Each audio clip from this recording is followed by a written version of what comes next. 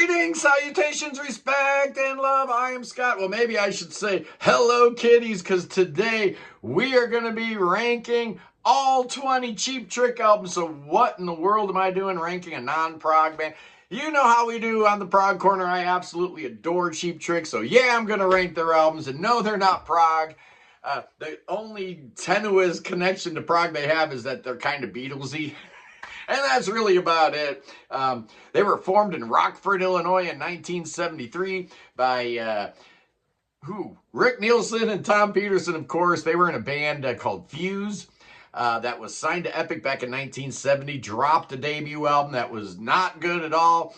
Then I guess they changed the name to the Sick Man of Europe, and they toured Europe and moved back to Rockford, clicked up with Bunny Carlos, and eventually Robin Zander. They had a singer early on before Robin, then he joined. They did a demo, started playing bowling alleys all over the place. I first encountered Cheap Trick. The family used to go bowling at Sunset Bowl in Waukesha, Wisconsin, and I swear every time I went there were posters all over the place. Cheap Trick performing live. I think my sister saw him. I never saw him at the bowling alley, but my sister went and saw him, I guess. So when they dropped their debut album in 77 after getting signed to Epic, big shocker there, WZMF started playing Mandocello, and I fell in love with it, man. But, when I finally got a hold of that first album, man, it sounded nothing like, I didn't expect it to sound anything like that. I didn't know what to expect, but what a great band. Those are the four main guys in the band: Robin Zander, Rick Nielsen, Bunny Carlos, Tom Peterson. Tom left for a few albums, and John Brand came on board, and Bunny left the band like in 2010 under real bad circumstances and lawsuits and whatnot, and I guess Rick Nielsen's son is now drumming for the band. They were inducted into the Rock and Roll Hall of Fame in 2016, 1 year before Yes. How's that even? That shouldn't have happened. They really made their name in 1979 with their Live at Budokan record. It is their best-selling album. It is their highest charting album. I think it sold like 4 million copies, hit number 4 in the U.S., and the single I Want You to Want Me hit number 7. So yeah, that was the exact moment Cheap Trick became important. But we're not ranking at Budokan. We're going to be ranking the 20 studio albums, and I am starting at number 20 with the despicable The Doctor from 1986, the band's 9th album. Really weird album cover, right? Right off the rip, you knew that something was wrong because this did not look like a Cheap Trick album. It didn't perform well. It only got to like 115 on the album charts. So the label clearly decided a change was needed, and they brought in a bunch of outside songwriters after this. There's only one outside songwriter on this album. The rest is written by the band, which is, I guess, why the label decided we need some outside songwriters. Oh, it's not a good album. It sounds so 80s. It's just terrible. Oh, yeah. Number 19. Let's talk about Busted. Came out in 1990, and this was the follow-up to their big breakthrough album, Lap of Luxury. After they'd been kind of in the wilderness for a while, they had a great big old hit on that album, so they wanted to do the exact same album over again, I guess, basically. Same producer, Richie Zito. You got Diane Warren, songwriting credit here. You even got Mick Jones from Foreigner showing up. This was the last album for Epic. It didn't do horrible. I mean, it got to number 44. The single, I Can't Stop Falling in Love, hit number 12, but just not a good record. And there is a couple songs I do like on it. I Can't Understand It's a good song, and they do a Wizard cover, right? Anytime you talk about Roy Wood, It's a Good Day. Rock and Roll Tonight's on this album, but yeah, avoid Busted. It's terrible. At number 18, its predecessor, slightly better, because it's the original, right? Not the knockoff. It's Lap of Luxury from 1988, the band's 10th album. This was a victory lap, right? Because you have the return of Tom Peterson after John Brand had been in the band for a while. You had a big old hit on this thing, man. The Flame hit number 1, the band's only number 1 hit song. The album hit number 16 overall, so it was a big old hit. They had another hit song on the album called Don't Be Cruel, which of course is that Elvis Presley cover. Some real good tracks on here, man. Not bad at all. Never Had a Lot to Lose is probably my favorite song on the album, but things get a whole lot better after that on this list. At number 17, every band worth their salt's got to do a Christmas album, right? Well, here we go. It's called Christmas. came out in 2017. It's labeled as the band's 19th album overall.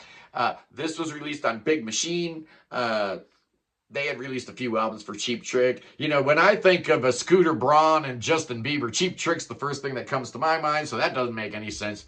3 originals on here. The rest are, you know, standards or just some weird choices. They do the Ramones Christmas song. They do that Jimmy Fallon, Horatio Sands Christmas song. There's a Harry Nilsson song on here. It's not bad, actually. It's pretty fun hearing, you know, Cheap Trick get in the holiday spirit. At number 16, Woke Up with a Monster from 1994, the band's one and only album for Warner Brothers after Epic jettisoned them. They thought they had found a soft landing here on Warner Brothers. It didn't work out that way. They even brought in the heavy hitters, right? You think of Warner Brothers back in the day, you think of Ted Templeman, right, with his production for Montrose and Van Halen and stuff. This album only hit 123, and I'm sure there's a big reason why Warner Brothers dropped them. And the lack of spark probably had a lot to do with the lack of sales here. It's an okay album. There's just not a whole lot of there. You're All I Want to Do is good. The title track's good. Girlfriends is all right. Never Run Out of Love is good. Didn't Know I Had It. There were serviceable songs, but there's just nothing there that makes me really want to return to it. Same applies to number 15, boys and girls, one of the newer albums. This is their 18th album. It's called We're All Right, obviously aping the lyrics from Surrender and That 70s Show. Came out in 2016, only hit number 63 in the U.S. Another Big Machine release, produced by Julian Raymond, who's been producing a lot of their latter-day stuff. Some decent tracks on here. You Got It Going On's good. Long Time Coming. Nowhere starts out the album pretty decent, but kind of falls apart. This was the second album with Dax on drums, and it's just not great. But things start getting a whole lot better, starting with this one right here at number 14. This feels a little bit low. It's the band's latest album. It's called In Another World, dropped in 2021. It's their 20th album, and of course, it's got Julian Raymond behind the boards producing it. This is their first album for BMG, so maybe being back on a major label after all these years, maybe it's a good thing for them. This album was actually, they started recording this all the way back in like 2018, and because of COVID, it got delayed time and time again. Summer Looks Good on You, Boys and Girls and Rock and Roll, and that John Lennon cover, man, Give Me Some Truth. Really solid album, fantastic. At number 13, let's talk about Special One from 2003. This is the band's 14th album. Kind of a weird one. It was a long time between Cheap Trick 2 or 97, whatever they want to call it, and this one, and that gestation period. You know, the world had changed quite a bit, you know. All kinds of stuff had been going on, and this album almost feels like Cheap Trick kind of figuring out what Cheap Trick's supposed to be in the 21st century. Scent of a Woman was the first single. Pretty good. Special One's okay. I like My Obsession. Pop Drone's real good. Sorry Boy. But it's kind of weird in that the album ends with two like the same song, Low Life and High Heels, and then Hummer is kind of the same song. It's just bizarre. Weird way to end the album, but I like it. It's decent. At number 12, let's talk about Standing on the Edge from 1985. The band's 8th album, and this is another missed opportunity album for me. They're still on Epic at this point, but the band's kind of lost their footing a little bit, so they try to bring Jack Douglas back, the guy that produced their debut album. But apparently he got into all kinds of legal trouble with Yoko Ono, so he kind of had to dip, leaving a guy named Tony Platt to, you know, ruin the album with all his electronic drums. Same guy that did The Doctor. No wonder that one's so low. But Tonight It's You is a good song. This album hit number 35 in the U.S. Just that drum sound, man. Overall, the sound of this album is terrible. If you were to re-record this album, it'd probably be pretty good because songs like Little Sister and Cover Girl aren't bad. But, yeah, a disappointing album. Could have been way better at number 11. The band's 17th album, it's Big Zoom Crazy Hello from 2016. Cool album. This was the first album with Dax on the drums after that long, protracted legal battle with Bunny Carlos. This is the first album with Dax. This is the first album on Big Machine. Julian Raymond takes firm control over the band's, sound on this album. He's the cat that used to produce records for Insane Clown Posse and the Cottonmouth Kings, so That's a little bit weird to me, but there's some good songs on here, man. Hard on the Line is fantastic. No Direction's really, really good. Blood Red Lips, song after song, just a really solid, good album. Now we're into the top 10, and all of these are dynamite, man. At number 10, we got the band's sixth album. It's One on One from 1982. Yeah, this is the one that was produced by Roy Thomas Baker. The first album with John Brandt on bass, even though he only plays on like 3 songs. I guess Rick Nielsen plays bass on the rest of it. The album hit number 39, which I think was probably a little bit of a disappointment. You know, I think the label was looking for a little bit more. But there are some fantastic songs on here, man. If You Want My Love, so good. She's Tight, fun little song. Saturday at Midnight. Yeah, this is a good album. It's, you know, it's not moving the envelope. It's not pushing the band into any new territory whatsoever. But Roy Thomas Baker does an amazing job producing this. Unlike his production of Yes on Heaven and Earth. At number 9, the biggest surprise on this list is probably the latest. From 2009, the band's 16th album. This one only hit number 78. It is the last album with Bunny Carlos, but it's good, man. This is like, you know, the history of Cheap Trick is replete with these albums that are known as, you know, return to form albums, right? We had one, you know, Standing on the Edge was supposed to be a return to form album, and, 1997 and Rockford. All these albums are like, return to form, they're back. You know, this was one that actually met the criteria here. They do a cover of that Slade song, When the Lights Are Out. It's so good, Sick Man of Europe, which was the old name for that Rick Nielsen, Tom Peterson band. California Girl, really solid album. This is what I want from Cheap Trick. It even sounds a little bit like old Cheap Trick. It's got some of that magic back for sure. One last go around for Bunny Carlos. At number 8, from 1980 is the band's 5th album. It's All Shook Up, and this one here I hated. Man, when this first came out, I was so looking forward to it. You know, the match made in heaven, right? It's George Martin and Cheap Trick coming together after all those years. People talking about Cheap Trick being Beatles clones, this, that, and the other thing. Come on, that's ridiculous, first of all. But the idea of having Jeff Emmerich and George Martin in the studio with Cheap Trick sounded great on paper. This was the last album with Tom Peterson for a little bit. The album hit number 24, and it's a bizarre record, man. It's not what I remembered it to be going back and listening to it. I had a really good time with songs like World's Greatest Lover, Stop This Game, and Baby Loves to Rock.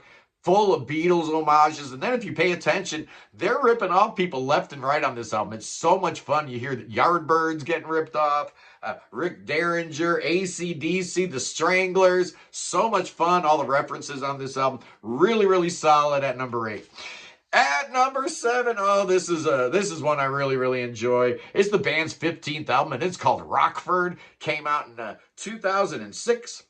Only hit number 101 on the U.S. charts, which is an absolute shame. Talk about callbacks, like we had a bunch of callbacks on the latest. This one here's got even more, man. Welcome to the World sounds like hello there. Come on. Yeah, that sounds like come on, right? It just had a come on there. Oh, Claire even got the same name as the song on Heaven Tonight. Perfect Stranger is a great track, co-written by Linda Perry. I think you might even have a couple other guests on here. This is a weird album in that you've got a lot of different producers. It was produced all over the place. It should have been a chaotic mess, but for some reason this thing works as a cohesive whole. It's dynamite. I love it. At number 6, it's the band's second album called Cheap Trick. This one came out in 1997. It's their 13th album overall. Came out on Red Ant Records, right? And 3 weeks later, that label folded, so this album didn't stand a prayer. Only hit number 99 in the U.S. And as the album cover and the name indicate, it's kind of a return to form, stripped down, back to basics kind of record. Yeah, maybe all that's true. Produced by Ian Taylor, who'd helped the band out in previous incarnations, but good songs all the way through here. Anytime is fantastic. You let a lot of people down. Say goodbye. On and on. Just dynamite. Great album. Does it work as a return to form? Absolutely it does. Dynamite record at number 5. Cheap Trick was going through producers like crazy after they broke. They tried Roy Thomas Baker and they tried George Martin. Well, In 1983, they figured they'd try their hand with a Todd Rundgren produced album, and it does not disappoint. Next Position Please is their 7th album.